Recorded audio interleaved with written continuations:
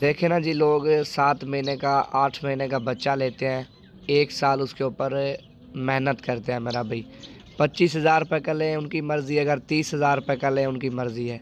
25 का लेंगे तो 20,000 रुपये खर्चा डालें, 45 का पड़ जाएगा। अगर 30,000 रुपये का लेंगे, 20,000 रुपये खर्चा डालें, वो 50 का पड़ जाएगा। आपके पास जितना ज़्यादा बकरे होंगे ना मेरा भी, उतना ज़्यादा आपको फ़ायदा मिलेगा। तो ये टोटल 30 बकरे मेरा भी जिस बंदे ने पाले हुए हैं, तो फ़िलहाल ये तो अभी नहीं बेच रहा, 7-8 महीने पड़े हैं कुर्बानी के ऊपर, मज़ीद जाके ये बकरे वज़न करेंगे। अभी ये लोग खुराक नहीं दे रहे, आखिरी 2 महीनों में 3 महीनों में बकरे को खुराक देते हैं, तब बकरा जाके बनता है। पहले मेरा भी हल्की फुल्की खुराक देते हैं, इनका पेट फुल करते हैं। बाद में आखिरी 3-4 महीनों में बकरों के ऊपर खुराक देते हैं, फिर बकरा जाके वज़न करता है। तो वीडियो पसंद आए तो लाइक शेयर करें। अगली वीडियो में इंशाल्लाह ताला मुकम्मल मालूमात देंगे खुराक के हवाले से।